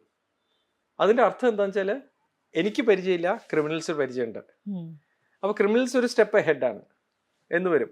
അപ്പോൾ പെട്ടെന്ന് തന്നെ ഞാൻ ആ ടെക്നോളജി പഠിച്ചെടുത്ത് അത് പഠിച്ചെടുക്കാൻ പറ്റും. കാരണം വെച്ചാൽ അതിൻ്റെ പ്രീവിയസ് ടെക്നോളജി അറിയാം. എപ്പോഴും ടെക്നോളജിയിൽ എപ്പോഴും ഒരു തുടർച്ച ഉണ്ടാവും, എപ്പോഴും ഉണ്ടാവും. ആദ്യമായിട്ടൊരു പുതിയ ടെക്നോളജി കയറി വരില്ല ഒരിക്കലും, എന്തെങ്കിലും ആയിട്ടുള്ള തുടർച്ച ഉണ്ടാവും. അപ്പം നമ്മൾ എല്ലാ ഏരിയാസും ഇങ്ങനെ നോട്ട് ചെയ്ത് വെച്ച് കഴിഞ്ഞാൽ ഇതിൽ ഏതെങ്കിലും ഒരു ഏരിയയിൽ നിന്ന് ചില ഒരു ഒരു ഒരു ഒരു ഒരു ടിപ്പോ അല്ലെങ്കിൽ ഒരു എന്തെങ്കിലും എടുത്തിട്ടായിരിക്കും, ഒരു ലീഡ് എടുത്തിട്ടായിരിക്കും ആ പുതിയ ടെക്നോളജി വന്നിട്ടുണ്ടാവുക. അപ്പോൾ ആ പുതിയ ടെക്നോളജി പഠിച്ചെടുത്തിട്ട് വേണ്ടി വരും തെളിവ് പുറത്തേക്ക് എടുക്കാൻ. അങ്ങനെയുള്ള അവസരങ്ങളും ഉണ്ടായിട്ടുണ്ട്. സൈബർ ക്രൈം നടന്ന ശേഷമാണല്ലോ കണ്ടുപിടിക്കുന്നത്. അതിന് മുന്നേ തന്നെ അതിന്റെ സാധ്യത കണ്ടുപിടിക്കാൻ പറ്റുമോ? അവിടെയാണ് നമ്മൾ ഈ സൈബർ സെക്യൂരിറ്റി എന്നുള്ള ആ വാക്ക് അറിയേണ്ടത്. ഈ കമ്പ്യൂട്ടർ സയൻസിലെ 2 സൂപ്പർ സ്പെഷ്യലൈസേഷൻ ഏരിയാസ് ആണ് സൈബർ സെക്യൂരിറ്റിയും സൈബർ ഫോറൻസിക്സും. സൈബർ സെക്യൂരിറ്റി എന്ന് പറഞ്ഞാൽ ക്രൈം നടക്കാതിരിക്കാൻ എന്തൊക്കെ ചെയ്യണം, അല്ലെങ്കിൽ ക്രൈം പ്രെഡിക്റ്റ് ചെയ്തിട്ട് ഇന്ന ക്രൈം നടക്കാം എന്ന് പ്രെഡിക്റ്റ് ചെയ്തിട്ട് അത് നടക്കാതിരിക്കാൻ എവിടെയൊക്കെ എന്തൊക്കെ സിസ്റ്റംസ് കൊണ്ടുവരണം, പ്രൊട്ടക്ഷൻസ് കൊണ്ടുവരണം. ഇതാണ് സൈബർ സെക്യൂരിറ്റിയിൽ പഠിപ്പിക്കുന്നത്. സൈബർ ഫോറൻസിക്സിൽ പഠിപ്പിക്കുന്നത് ക്രൈം നടന്നു കഴിഞ്ഞാൽ ഈ തെളിവുകളൊക്കെ എവിടെ കിടക്കുന്നുണ്ടാവും, ആ തെളിവുകൾ എങ്ങനെ എക്സ്ട്രാക്ട് ചെയ്ത് കൊണ്ടുവന്നിട്ട് എങ്ങനെ അതിനെ കോടതിക്ക് കൺവിൻസിങ് ആയിട്ട് പ്രസൻറ്റ് ചെയ്യാം, എങ്ങനെ ആ കേസ് പ്രൂവ് ചെയ്യാം, എങ്ങനെ ഇരയ്ക്ക് നീതി ഉണ്ടാക്കി കൊടുക്കാം, എങ്ങനെ പ്രതിക്ക് ശിക്ഷ വാങ്ങിക്കൊടുക്കാം. അതൊക്കെയാണ് സൈബർ ഫോറൻസിക്സ് ഏരിയയിൽ. സൈബർ തെളിവെടുപ്പ് എന്ന് പറയും. ഫോറൻസിക്സ് എന്ന് പറഞ്ഞാൽ തെളിവെടുപ്പാണ്. സൈബർ സെക്യൂരിറ്റി എന്ന് പറഞ്ഞാൽ അതൊരു സെക്യൂരിറ്റിയാണ്. ക്രൈം ഉണ്ടാവാനുള്ള സാധ്യതയുള്ള ഏരിയാസ് ഒക്കെ തന്നെ അടച്ച് അപ്പം തന്നെ അടച്ചു പോകുക. അതാണ് സെക്യൂരിറ്റി. സൈബർ ഫോറൻസിക്സിൽ വർക്ക് ചെയ്യുന്ന സമയത്തായിരിക്കും നമ്മൾ പുതിയൊരു ടൈപ്പ് ഓഫ് ക്രൈം നമ്മുടെ ശ്രദ്ധയിൽ പെടുന്നത്. അപ്പൊ നമ്മളത് സൈബർ സെക്യൂരിറ്റിക്കാരെ ഇൻഫോം ചെയ്യും. ഇങ്ങനെ ഒരു ടൈപ്പ് ക്രൈം ഉണ്ട്, അത് ഇന്ന തരത്തിലാണ് അതിന്റെ ഡെഫിനേഷൻ എന്നാണ് പറയുക. കമ്പ്യൂട്ടർ സയൻസ് അതിന്റെ സോഫ്റ്റ്വെയർ ഡെഫിനേഷൻ ഇന്ന തരത്തിലാണ് വരണത് എന്ന് പറഞ്ഞ് സൈബർ സെക്യൂരിറ്റിക്കാരെ വിവരം കൊടുത്താൽ അവർ ആ ഡെഫിനേഷൻ വെച്ചിട്ട് അത് ബ്ലോക്ക് ചെയ്യാനുള്ള കാര്യങ്ങളൊക്കെ അവരുടെ ഫയർ വാളിൽ ഇൻക്ലൂഡ് ചെയ്യും. അങ്ങനത്തെ സിസ്റ്റംസ് അവർ പുറത്തിറക്കും. അത് നിങ്ങൾക്ക് വാങ്ങാം, നിങ്ങൾക്ക് നിങ്ങളുടെ ലാപ്ടോപ്പിൽ ഇൻസ്റ്റാൾ ചെയ്യാം, നിങ്ങളുടെ സെർവറിൽ ഇൻസ്റ്റാൾ ചെയ്യാം, മൊബൈലിൽ ഇൻസ്റ്റാൾ ചെയ്യാം. അപ്പോൾ നിങ്ങൾക്ക് അതിൻ്റെ ആ വൈറസ് പ്രൊട്ടക്ഷൻ കിട്ടും, ആ വൈറസ് എന്നുള്ള ഒരു പ്രൊട്ടക്ഷൻ കിട്ടും. ഒരു നല്ല ഏരിയ ആണ്. സൈബർ കുറ്റകൃത്യങ്ങൾ ദിനം പ്രതി എന്ന് പറഞ്ഞ പോലെ വർദ്ധിച്ചുകൊണ്ടിരിക്കുകയാണ്. നിരവധി കേസുകളുടെ ഭാഗമായിട്ടുണ്ട് താങ്കൾ. ഒരുപാട് എപ്പോഴും നിന്നിട്ടുള്ളത് ഇരകൾക്കൊപ്പമാണ്. അതെ. പലർക്കും, പ്രത്യേകിച്ച് സ്ത്രീകൾക്ക്, പോലീസിനെ സമീപിക്കുക എന്ന് പറയുന്നത്, അല്ലെങ്കിൽ പോലീസ് സ്റ്റേഷനിൽ ഇത്തരം ഒരു പ്രശ്നമായിട്ട് പോവുക എന്ന് പറയുന്നത് വലിയൊരു മടിയാണ്. അങ്ങനെയുള്ള സാഹചര്യത്തിൽ താങ്കളെ പോലുള്ളവരുടെ സഹായം വലിയ രീതിയിൽ കിട്ടിയ ഒരുപാട് ആളുകളെ എനിക്കും അറിയാം. അതൊരു വലിയ അനുഭവമാണ് ശരിക്കും. ഈ ഒന്നാമത്തെ കാര്യം ഞാൻ എല്ലാവരോടും പറയാറുള്ളൊരു കാര്യം, നിങ്ങൾ പോലീസിനെ പേടിക്കരുത്. എന്നാലും ചില ആപ്രിഹെൻഷൻസ് കാരണം, സംശയങ്ങൾ കാരണം ചിലപ്പോൾ ആളുകൾ നേരിട്ട് പോലീസിൽ ചെല്ലാതെ ഞങ്ങളെപ്പോലുള്ള ആൾക്കാരെ സമീപിക്കും. അങ്ങനെ വരുന്നവരിൽ 10-ൽ 9 സ്ത്രീകളാവും. അവരാരെങ്കിലും റെഫർ ചെയ്തിട്ടുണ്ട്, ഇങ്ങനെ ഒരു എക്സ്പേർട്ട് ഉണ്ട്, ഒന്ന് അന്വേഷിച്ച് നോക്കൂ, ആ ആളോട് ചോദിച്ചു നോക്കൂ എന്ന് പറഞ്ഞിട്ട് വരുന്നവരായിരിക്കും. അല്ലാതെ ഞാൻ ബോർഡ് വെച്ചിട്ടുമില്ല, ഞാനിതൊരു കമേഴ്സ്യൽ വർക്കായിട്ട് ചെയ്യണേ ഇതല്ല, ഒരു പ്രൊഫഷണൽ വർക്കായിട്ടോ ഒന്നുമല്ല. ഇതൊക്കെ തന്നെ എൻ്റെ അടുത്ത് വരുന്ന കേസുകളൊക്കെ തന്നെ പോലീസിൽ പോകേണ്ട കേസുകളാണ്. എല്ലാം ഞാൻ പോലീസിലേക്ക് പറഞ്ഞു വിടുകയാണ് പതിവ്. എല്ലാം മുഴുവൻ പോലീസിൽ പറഞ്ഞു വിടും, ഞാനായിട്ടൊന്നും ഇതില്ല. പക്ഷേ ആ പോലീസിൽ പോകുമ്പോൾ ആ ഇരകൾക്ക് വേണ്ട സപ്പോർട്ട് കൊടുക്കും. പോലീസിൽ പോകുമ്പോഴും ആ പോലീസ് കേസ് നടന്നുകൊണ്ടിരിക്കുമ്പോഴും അതൊക്കെ വളരെ ഭംഗിയായിട്ട് പോലീസ് മുമ്പോട്ട് നീക്കുന്നുണ്ടാവും. എങ്കിലും ആ ഓരോ സ്റ്റേജിൽ ഇരകൾക്ക് വരുന്ന സംശയം തുറന്ന് ചോദിക്കാനുള്ള ഒരു വേദി അവർക്ക് അങ്ങനെ ഒരു ഇതുണ്ടല്ലോ. പലതും ആൾക്കാരോടൊന്നും തുറന്ന് ചോദിക്കാനും പറ്റില്ല, ഇത് ആരോട് ചോദിക്കണം. അപ്പോൾ അവർക്ക് അത്തരം സാഹചര്യത്തിൽ അവർക്കൊരു ഹെൽപ്പ് കൊടുക്കും. അത് വോളണ്ടറി വർക്കാണ്. സാധാരണ നിലയ്ക്ക് ഒരു പെൺകുട്ടിയോ അല്ലെങ്കിൽ സ്ത്രീയോ പോയി ചതിക്കപ്പെടേണ്ട തലത്തിലൊന്നുമല്ല. അങ്ങനെ അതിലൊക്കെ വലിയ വലിയ തലത്തിൽ ചതിക്കപ്പെട്ടിട്ടുള്ള കേസസ് ആണ് നമ്മുടെ ഇങ്ങനെ ഈ പെൺകുട്ടികളോ ഈ സ്ത്രീകളോ നമ്മുടെ മുമ്പിൽ വന്ന് അവതരിപ്പിക്കാൻ ഞാൻ ഇങ്ങനെ പെട്ടുപോയി, ഇനി ഞാൻ എന്ത് ചെയ്യണം രക്ഷപ്പെടാൻ, രക്ഷപ്പെട്ടിട്ടില്ലെങ്കിൽ എൻ്റെ ഫോട്ടോ ഇന്ന സ്ഥലത്ത് ഓൾറെഡി വന്നു കഴിഞ്ഞു, എൻ്റെ വീഡിയോ ഇന്ന സ്ഥലത്ത് വന്നു കഴിഞ്ഞു, ഞാൻ കുടുങ്ങിപ്പോയി, അത് ഇന്ന കാരണം കൊണ്ടാണ്, ഇന്ന അതാണ്. ചിലവർക്ക് കാരണം തന്നെ പറയാൻ അറിയില്ല, എങ്ങനെ ഇതൊക്കെ എത്തിപ്പോയി എന്നുള്ളത് തന്നെ പറയാൻ പറ്റില്ല. ചിലവർക്ക് കാരണം പറയും, ചില ഇത് ഇന്ന സ്ഥലത്തു നിന്നായിരിക്കാം, അല്ലെങ്കിൽ ഇന്ന ഇതായിരിക്കാം കാര്യം, അല്ലെങ്കിൽ ചിലവർ ചില ഇൻഡിക്കേഷൻസ് തരും. അതായത് എൻ്റെ ലവർ ആയിരിക്കാം അങ്ങനെ ചെയ്തിട്ടുണ്ടാവുക, അല്ലെങ്കിൽ എനിക്ക് പരിചയമുള്ള ഇന്ന ആളായിരിക്കാം ചെയ്തിട്ടുണ്ടാവുക എന്നുള്ള ചില ഇൻഡിക്കേഷൻസ് ഒക്കെ തരും. പലപ്പോഴും ആ തെളിവുകൾ പുറത്തേക്ക്, അതായിട്ട് ബന്ധപ്പെട്ട തെളിവുകൾ പുറത്തെടുത്തിട്ട് ആ ആളെ നിയമത്തിൻ്റെ മുമ്പിൽ കൊണ്ടുവരിക എന്നുള്ളത് പോലീസ് ഭംഗിയായിട്ട് ചെയ്യും. ഇവർ ആക്ച്വലി അപ്രോച്ച് ചെയ്യേണ്ടത് പോലീസിനെ തന്നെയാണ്. ഞാൻ ഇവരെ പ്രേരിപ്പിക്കുക പോലീസിൽ തന്നെ ചെല്ലാൻ തന്നെയാണ്.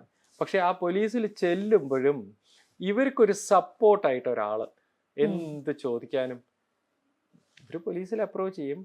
പോലീസിൻ്റെ ആ വർക്കൊക്കെ മുമ്പോട്ട് പോകുമ്പോഴും ഇവർക്കൊന്ന് വിളിച്ച് ചോദിക്കുക, എന്തെങ്കിലും സംശയം വന്നു കഴിഞ്ഞാൽ ഒന്ന് വിളിച്ചാൽ, സാർ ഞാനിപ്പോൾ ഇങ്ങനെ ഒരു ഇതിലാണ്, ഞാനിപ്പോൾ ചെയ്യേണ്ടത് ശരിയാണോ, ഞാൻ ഇങ്ങനെ തന്നെയാണോ പോലീസിൽ വിവരങ്ങൾ കൊടുക്കേണ്ടത്, അല്ലെങ്കിൽ പോലീസ് ഇന്നതൊക്കെയാണ് ചെയ്തു വെച്ചിട്ടുള്ളത് ഇതുവരെ, അത് ശരി തന്നെയാണോ, അങ്ങനെ ചെയ്തു കഴിഞ്ഞാൽ മുമ്പോട്ട് പോയിട്ട് പോലീസ് ഇത് തെളിയിക്കുമോ. അപ്പോൾ അവർക്ക് ഒരുപാട് സംശയം ഇടയ്ക്കിടയ്ക്ക് വരും. പലരും ആത്മഹത്യയുടെ ആത്മഹത്യയുടെ വക്കിലെത്തി നിന്നിട്ടുള്ള പലരും എൻ്റെ മുമ്പിൽ വന്നിരുന്ന് ഇത് പറഞ്ഞ്, ഞാൻ കുടുങ്ങിപ്പോയി, ഇന്ന സ്ഥലത്ത് വീഡിയോ വന്നു, ഇന്ന സ്ഥലത്ത് ഫോട്ടോ വന്നു, ഇതൊക്കെയാണ് അവസ്ഥ എന്നൊക്കെ പറയുമ്പോൾ ഇവർക്ക് സാങ്കേതിക സഹായമാണോ ഞാൻ കൊടുക്കേണ്ടത്, അതോ മെൻ്റൽ സപ്പോർട്ടാണോ കൊടുക്കേണ്ടത് എന്നൊരു ചോദ്യം എനിക്ക് തന്നെ വരും. ആക്ച്വലി ഞാനിപ്പോൾ എന്താ ചെയ്യേണ്ടത്? ഞാൻ ഇവർക്ക് ടെക്നിക്കൽ ഹെൽപ്പ് കൊടുക്കണോ, മെൻ്റൽ ഹെൽപ്പ് കൊടുക്കണോ, അതോ പോലീസിൽ പോകാനുള്ള ഹെൽപ്പ് കൊടുക്കണോ ഇതെല്ലാം വേണ്ടി വരും. എനിക്ക് ചെയ്യാൻ പറ്റണത് എന്താണെന്ന് വെച്ചാൽ ഞാനത് അവർക്ക് ചെയ്തു കൊടുക്കും. അവർക്ക് ഒരുപാട് പേർക്ക് അത് ഗുണകരമായിട്ടുണ്ട്. അവരത് അതിൻ്റെയൊക്കെ ഗുണങ്ങൾ അനുഭവിക്കുന്നുണ്ട്. ഇപ്പോഴും ലോകത്തിൽ പല സ്ഥലത്തും അവർ ജീവിച്ചിരിക്കുന്നു. അത്തരം കേസുകളിൽ എപ്പോഴും പ്രതികൾ ശിക്ഷിക്കപ്പെടുന്നുണ്ടോ, അല്ലെങ്കിൽ കോംപ്രമൈസ് ആയിട്ട് പോവാണോ, എന്താണ്? എല്ലാം ഉണ്ടായിട്ടുണ്ട്. ചില കേസിൽ പ്രതികൾ ജയിലിൽ പോയിട്ടുള്ള കേസുകളുണ്ട്. ചിലത് കുറേ കാലം ജയിലിൽ കിടന്ന് കേസ് അന്വേഷണമൊക്കെ കഴിഞ്ഞിട്ട് അവർ ജാമ്യത്തിൽ പുറത്ത് വന്ന് ട്രയൽ നടന്നുകൊണ്ടിരിക്കുന്ന കേസുകൾ ഇപ്പോഴും ഉണ്ട്. നടന്നുകൊണ്ടിരിക്കുന്ന കേസുകളുണ്ട്. ശിക്ഷിക്കപ്പെട്ട കേസുകളുണ്ട്. ജയിലിൽ പോയിട്ടുള്ള കേസുകളുണ്ട്. പിന്നെ തെളിവുകളുടെ അപര്യാപ്തത കാരണം വിട്ടുപോയിട്ടുള്ള കേസുകളുണ്ട്. പിന്നെ അന്നത്തെ ഒരു അവസ്ഥയിൽ ഈ ഇരകൾ സീരിയസ് ആയിട്ട് പോലീസിലൊക്കെ പോയി അങ്ങനെ പോവും. കുറച്ചു കാലം കഴിയുമ്പോൾ ആ സീരിയസ്നെസ് പോവും. കാരണം എന്താ വെച്ചാൽ ഇത് അവർക്കെതിരായിട്ടുള്ള തെളിവുകളൊക്കെ മാഞ്ഞു പോയിട്ടുണ്ടാവും. ഈ ഇരകൾക്ക് ഏറ്റവും ബുദ്ധിമുട്ടുണ്ടാക്കുന്ന തരത്തിൽ അവരുടെ വീഡിയോസ്, അവരുടെ ഫോട്ടോ ഒക്കെ ലോകത്തിലെ ചില സ്ഥലങ്ങളിലൊക്കെ അപ്പിയർ ചെയ്തിട്ടുണ്ടാവും. അതൊക്കെ ഇനി ലോകം മുഴുവൻ കണ്ടിട്ട് നമ്മുടെ ഡ്രസ്സില്ലാത്ത വീഡിയോസും ഫോട്ടോസും ഒക്കെ തന്നെ ലോകം മുഴുവൻ കാണുമോ, അങ്ങനത്തെ ക്വസ്റ്റ്യൻസ് ഒക്കെ ഇരകളുടെ ഭാഗത്തു നിന്ന് വന്ന് ചിലപ്പോൾ അതൊക്കെ അവിടുന്ന് ഡിസപ്പിയർ ചെയ്തിട്ടുണ്ടാവും. ഈ ഡിസപ്പിയർ ചെയ്യുമ്പോൾ പിന്നെ ഇരകൾക്ക് ഈ കേസായിട്ട് മുമ്പോട്ട് പോകാനുള്ള ഇൻട്രസ്റ്റ് പോവും. അപ്പോൾ അങ്ങനത്തെ കേസുകൾ അവിടെ കിടക്കും.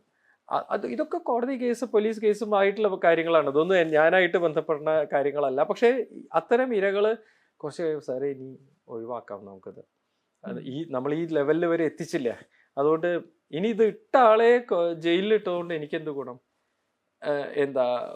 എന്ന തരത്തിൽ ചില ഇരകൾ ചിലപ്പോൾ ചിന്തിക്കും. അങ്ങനെ ഇത് ഇട്ട ആള് ചിലപ്പോൾ രക്ഷപ്പെട്ടു പോകും. അപ്പോൾ എന്തെങ്കിലും ഒരാൾ ഒരു പിന്നെ അയാളുടെ കാമുകിയുടെ ആയിട്ടുള്ള ചില ബന്ധങ്ങൾ വീഡിയോയിൽ എടുത്തിട്ട് ഒരു പോർണോഗ്രാഫിക് സൈറ്റിലിട്ട് ഈ കാമുകിയെ കൊടുക്കുക എന്നുള്ള ഉദ്ദേശത്തിൽ അങ്ങനെ എന്തെങ്കിലുമൊക്കെ ഉള്ള ഉദ്ദേശത്തിൽ വല്ലതും അപ്പിയർ ചെയ്തിട്ടുണ്ടെങ്കിൽ അത് ഇട്ട ആളെ ജയിലിലിടാൻ വേണമെങ്കിൽ ഇട്ട ആളെ ജയിലിൽ ഇട്ടുകൊണ്ട് ഈ കാമുകിക്ക് എന്ത് ഗുണം? ഇത് അവിടെ കിടക്കുമ്പോൾ അപ്പൊ ആദ്യം ചെയ്യേണ്ടത് ഇയാളെ പിടിച്ച് ജയിലിൽ ഇടുന്നേക്കാളും ആദ്യം അത് അവിടുന്ന് റിമൂവ് ചെയ്യലാണ് ആദ്യം ചെയ്യേണ്ടത്. ആ വീഡിയോ അവിടുന്ന് റിമൂവ് ചെയ്യണം. ഈ റിമൂവ് ചെയ്ത് കഴിഞ്ഞാൽ പിന്നെ ഈ ഇര പറയും, ആ റിമൂവ് ചെയ്തല്ലോ, ഇനി വരില്ലല്ലോ, ഇല്ല ഇനി വരില്ല, എന്താ എന്നാ ഇനിയിപ്പോ അയാളെ ജയിലിൽ ഇട്ടിട്ട് ഇതാക്കണോ. നമ്മൾ പറഞ്ഞല്ലോ പല വീഡിയോസും ഫോട്ടോസും ഒക്കെ ഓരോരോ സൈറ്റിൽ കിടക്കും എന്നുള്ളത്. അത് ഡിലീറ്റ് ചെയ്ത് ഒഴിവാക്കുന്നതോടുകൂടെ സേഫ് ആണോ? അത് കംപ്ലീറ്റ് ആയിട്ട് ഡിലീറ്റ് ആവോ സൈബർ സ്പേസിൽ നിന്ന്? ഇല്ല എന്നുള്ളതാണ് ഉത്തരം. അത് അങ്ങനെ ഡിലീറ്റ് ആവുമായിരുന്നെങ്കിൽ ഞങ്ങൾ എങ്ങനെയാണ് തെളിവുകൾ എങ്ങനെയാണ് പുറത്തെടുക്കണത്? ഡിലീറ്റ് ചെയ്ത തെളിവ് ഞങ്ങൾ പുറത്തെടുക്കണ്ടെങ്കിൽ ഇത് എവിടുന്ന് പുറത്തെടുക്കണം? ശൂന്യതയിൽ നിന്ന് എടുക്കാൻ പറ്റില്ലല്ലോ. അവരിട്ട തെളിവ് അവരെന്നെ ഡിലീറ്റ് ചെയ്താലും അതിനെ തിരിച്ച് ഞങ്ങൾ എടുക്കുന്നുണ്ടെങ്കിൽ അത് എടുക്കാൻ പറ്റുന്ന ടെക്നോളജി അവൈലബിൾ ആയതുകൊണ്ട് കാണാം. ഈ സൈബർ സ്പേസിൽ നിന്ന് ഡിലീറ്റ് ചെയ്ത സാധനത്തിന്റെ കോപ്പി പെൻഡ്രൈവിൽ ഉണ്ടായിക്കൂടെ? ഫ്ലാഷ് ഡ്രൈവില് എന്തെങ്കിലും ഒരു ടൈപ്പ് ഫ്ലാഷ് ഡ്രൈവിലോ അല്ലെങ്കിൽ ആരുടെയെങ്കിലും മൊബൈലിലെ ഒരു കാർഡ് മെമ്മറി കാർഡിൽ ഉണ്ടായാൽ പോരെ? അത് അവർ പബ്ലിഷ് ചെയ്തിട്ടില്ല, അവർ ആ മെമ്മറി കാർഡിൽ വെക്കും. പബ്ലിഷ് ചെയ്തിട്ടില്ല, ചെയ്യലാണ് കുറ്റകരം. അപ്പോൾ ഇത് കേസായിട്ട് മുമ്പോട്ട് പോകണമെന്ന് അറിഞ്ഞ ഉടനെ തന്നെ അതൊക്കെ ഡിലീറ്റഡ് ആയി, ഇപ്പൊ ഒന്നുമില്ല എന്ന് കരുതി സമാധാനിക്കാം. അറ്റ്ലീസ്റ്റ് അതില്ല എന്നുള്ളത്. ഇനി തിരിച്ച് പൊന്തി വരുമോ എന്നൊരു ചോദ്യമുണ്ട്. ആ ചോദ്യത്തിന് ഉത്തരം പെൺകുട്ടിക്ക് പറയാൻ പറ്റില്ല, എക്സ്പേർട്സിനും പറയാൻ പറ്റില്ല. എപ്പോൾ വേണമെങ്കിലും തിരിച്ചു വരാം. പക്ഷെ അത് അവിടെ വരാതിരിക്കാൻ വേണ്ട ലീഗൽ കാര്യങ്ങൾ ഇവിടെ എടുക്കണം. ഇവിടെ ഹണി റോസ് ചെയ്ത പോലത്തെ സ്ട്രോങ് ആയിട്ട് കേസായിട്ട് മുമ്പോട്ട് പോയി വർഷങ്ങളോളം ആ കേസ് മുമ്പോട്ട് നിലനിർത്തി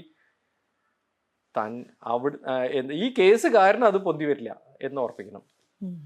അവിടെ പൊന്തി വന്നാൽ ഈ കേസിന് ബലം വെക്കും, അകത്താവും. അത് ഇട്ട ആള്, അത് ആരാണ് ഇട്ടെന്നുള്ളത് തെളിവടക്കം കൊണ്ടുവന്ന് ഈ കേസിന്റെ ഭാഗമാക്കി ആ ആള് ജയിലിൽ പോവും എന്നുള്ള അവസ്ഥ ഒരു 10 കേസ് അങ്ങനെ വന്നാൽ കുറെ പെൺകുട്ടികൾക്ക് അത് സ്ത്രീകൾക്ക് അത് ഗുണകരമായിട്ട് മാറും. നടീനെ ആക്രമിക്കപ്പെട്ട കേസിലും എനിക്ക് തോന്നുന്നു വിഷ്വല് പുറത്തു വരാതെ പോയത് അത് കേസായതുകൊണ്ട് തന്നെയാണല്ലോ. അല്ലെങ്കിൽ ചിലപ്പോൾ കറക്റ്റ് ആ കേസ് വളരെ സ്ട്രോങ് ആയിട്ട് മുമ്പോട്ട് നീങ്ങിയോണ്ടാണ്. വളരെ സ്ട്രോങ് ആയിട്ട്, സാധാരണ നിലയ്ക്ക് അത്ര സ്ട്രോങ് ആയിട്ട് പോവാൻ ചാൻസ് ഇല്ലാതെ സാഹചര്യ തെളിവുകൾ മാത്രം വെച്ചിട്ട് തുടങ്ങിയ ഒരു കേസാണിത്. പിന്നെ അതിന് സൈബർ എന്താ പറയുക തെളിവുകൾ വന്നപ്പോഴാണ് ഒന്ന് ആ കേസ് സ്ട്രോങ് ആയി, 2 അതുപോലത്തെ മറ്റുള്ള കേസുകൾ വരാതിരിക്കാൻ അതൊരു കാരണമായി. ഇപ്പൊ ഹണി റോസിന്റെ കേസിൽ തന്നെ ഹണി റോസിനെതിരായിട്ടുള്ള അറ്റാക്സ് കുറയാനുള്ള ഒരു വലിയ കാരണം, ഒരുപാട് അറ്റാക്സ് ഉണ്ടായി, ഇല്ല എന്നല്ല ഞാൻ പറയണത്, പക്ഷെ ആ അറ്റാക്സ് ഇതിലധികമാവുമായിരുന്നു ഈ പോലീസ് ഇങ്ങനത്തെ ആക്ഷൻസ് എടുത്തില്ലായിരുന്നെങ്കിൽ. പോലീസ് ചിലവരെ പിടിച്ച് ജയിലിൽ ഇട്ടതുകൊണ്ടാണ് അറ്റാക്സ് കുറഞ്ഞത്. അങ്ങനത്തെ കേസുകളിൽ സാധാരണ സ്ത്രീകളുടെ ഒരു അവസ്ഥ എന്താ? നിങ്ങളൊരു പോലീസിൽ പോയി, പോലീസ് അത് വേണ്ടത്ര ശുഷ്കാന്തിയോട് കൂടി ചെയ്യേ, അല്ലെങ്കിൽ ആ ഇട്ട ആളെ പിടിക്കാനുള്ള തെളിവുകൾ ഒക്കെ എടുത്ത്, ആരാന്ന് അറിയില്ല, അപ്പോൾ തെളിവുകളൊക്കെ എടുത്ത് അയാളെ അറസ്റ്റ് ചെയ്യേ ഒന്നും ചെയ്തിട്ടുണ്ടാവില്ല. അങ്ങനെ വന്നാൽ നിങ്ങൾക്ക് ഒരുപാട് ഓപ്ഷൻസ് ഉണ്ട്. നിങ്ങൾക്ക് കോഴിക്കോട്ട് അല്ലെങ്കിൽ ആ നിങ്ങളുടെ ഡിസ്ട്രിക്റ്റിൽ നിയറസ്റ്റ് സൈബർ സെല്ലിൽ കയറി ചെല്ലാം. സൈബർ സെല്ലിൽ കയറി ചെന്ന് നിങ്ങളുടെ ലോക്കൽ പോലീസ് സ്റ്റേഷനിൽ പോയിട്ട് ഇങ്ങനെയാണ് അനുഭവം ഉണ്ടായത് എന്ന് പറഞ്ഞിട്ട് സൈബർ സെല്ലിൽ കയറി ചെന്നാൽ എനിക്ക് ഇങ്ങനെ ഒരു കംപ്ലൈൻറ്റ് ഉണ്ട്, എങ്ങനെയെങ്കിലും എന്നെ രക്ഷപ്പെടുത്തണം, ഇങ്ങനെ വന്നിട്ട് സൈബർ സെല്ലിലെ ഓഫീസറോട് പറഞ്ഞു കഴിഞ്ഞാൽ അവർക്ക് ഒരുപാട് അധികാരങ്ങളുണ്ട്. ഇനി അതും അല്ലെങ്കിൽ ഇവിടെ ഇപ്പോൾ കോഴിക്കോട് ജില്ല എടുക്കുക, ഞാനിപ്പോൾ ഇരുന്ന് സംസാരിക്കുന്നത് കോഴിക്കോട് ജില്ലയിലാണ്. കോഴിക്കോട് ജില്ലയിൽ കോഴിക്കോട് സിറ്റി പോലീസ് കമ്മീഷണറുടെ കണക്റ്റഡ് ആയിട്ടൊരു സൈബർ സെല്ലുണ്ട്, റൂറൽ SP-യുടെ കണക്റ്റഡ് ആയിട്ട് ഒരു സൈബർ സെല്ലുണ്ട്, 2 ഉണ്ട്. മിക്ക ജില്ലയിലുണ്ട് ഇങ്ങനെ 2 സൈബർ സെൽസ് കാണും. ഇനി എല്ലാ ജില്ലയിലും ഒരു സൈബർ പോലീസ് സ്റ്റേഷൻ കാണും. അപ്പോൾ സൈബർ പോലീസ് സ്റ്റേഷനിൽ ചെന്നിട്ട് അവിടെയുണ്ട് ഒരു CI, അവിടെയുണ്ട് SI, അവരോട് പറഞ്ഞാൽ മതി. അവരതിൻ്റെ സൈബർ തെളിവുകൾ പുറത്ത് കൊണ്ടുവന്ന് ഇയാളെ അറസ്റ്റ് ചെയ്യാനുള്ള എന്തെങ്കിലും ഒരു വഴി ഉണ്ടോ എന്ന് നോക്കാനാണ് ഇരിക്കുന്നത്. പക്ഷെ പലപ്പോഴും എന്താ സംഭവിക്കുകയെന്ന് വെച്ചാൽ എല്ലാ ഇരകളും കൂടി ആ സൈബർ പോലീസ് സ്റ്റേഷനിൽ കയറി ചെന്ന് കഴിഞ്ഞാൽ അവർ പറയും ഞങ്ങൾക്ക് കേസെടുക്കാൻ പറ്റില്ല, നിങ്ങളുടെ ലോക്കൽ SIക്കേ കേസെടുക്കാൻ പറ്റുള്ളൂ. അവരെന്നിട്ട് ഞങ്ങൾക്ക് കൈമാറിയാണ് ചെയ്യുകയാണെങ്കിൽ ഞങ്ങൾ അത് ചെയ്യാം. എന്നൊക്കെ ഒഫീഷ്യലി പറയുമെങ്കിലും ഈ ഇരകൾക്ക് ഹെൽപ്ഫുൾ ആയിട്ടുള്ള കുറേ ഇൻഫർമേഷൻ അവിടുന്ന് കൊടുക്കും. ഇത് ഇന്ന പോലെയാണ്, ഇത് ഇന്ന പോലെയാണ്, ഇത് ഇന്ന പോലെയാണ്. അതുകൊണ്ട് ആ തെളിവുകളൊക്കെ എന്താ നിങ്ങളുടെ ലോക്കൽ പോലീസിന് എടുക്കാൻ പറ്റും. ഇനി എടുക്കാൻ പറ്റിയിട്ടില്ലെങ്കിൽ തന്നെ അത് അവർ സൈബർ സെല്ലിലേക്ക് അയച്ചിട്ട് സൈബർ സെല്ല് ആ തെളിവ് ഇതൊക്കെ. അപ്പം ആ ഇരകൾക്ക് കുറേ ഇൻഫർമേഷൻ ഈ സൈബർ സെല്ലിൽ നിന്ന് കിട്ടും, അല്ലെങ്കിൽ സൈബർ പോലീസ് സ്റ്റേഷനിൽ നിന്ന് കിട്ടും. ഈ ഇൻഫർമേഷൻ കൊണ്ട് വീണ്ടും നിങ്ങൾ ലോക്കൽ പോലീസിൽ ചെന്നിട്ട് നിങ്ങൾ അത്രയും പഠിച്ചിട്ടാണ് ലോക്കൽ പോലീസിൽ ചെന്നിട്ട് മറ്റൊരു ഓഫീസറെ കണ്ടിട്ട് ഈ കാര്യങ്ങളൊക്കെ സംസാരിച്ച് കഴിഞ്ഞാൽ ഒരുപക്ഷെ കാര്യങ്ങൾ മാറി മറിയും. ഇനി ഇതൊന്നും അല്ലെങ്കിൽ കേരള സ്റ്റേറ്റിൻ്റെ മൊത്തം സൈബർ കാര്യങ്ങൾ കൈകാര്യം ചെയ്യുന്ന, കോർഡിനേറ്റ് ചെയ്യുന്ന ഒരു IPS ഓഫീസർ തിരുവനന്തപുരത്ത് പോലീസ് ഹെഡ്ക്വാർട്ടറിലുണ്ട്. സൈബർ കാര്യങ്ങൾ മൊത്തം കേരളത്തിലെയും കേരളത്തിന് പുറത്തെയും, കേരളമായിട്ട് ബന്ധപ്പെട്ട എല്ലാ സൈബർ കാര്യങ്ങളും കേരളത്തിന് പുറത്തൊക്കെ ഉള്ള കോർഡിനേറ്റ് ചെയ്യാനും അതിനൊക്കെ ആയിട്ട് ഒരു ഓഫീസർ തന്നെ ഇതിനായിട്ടുണ്ട്. അപ്പോൾ ഒരുപാട് ലെവലിൽ നമുക്ക് സൈബറായിട്ട് ബന്ധപ്പെട്ട കാര്യങ്ങൾ അപ്രോച്ച് ചെയ്യാവുന്ന ലെവൽസ് ഉണ്ട് നമുക്ക് കേരളത്തിൽ.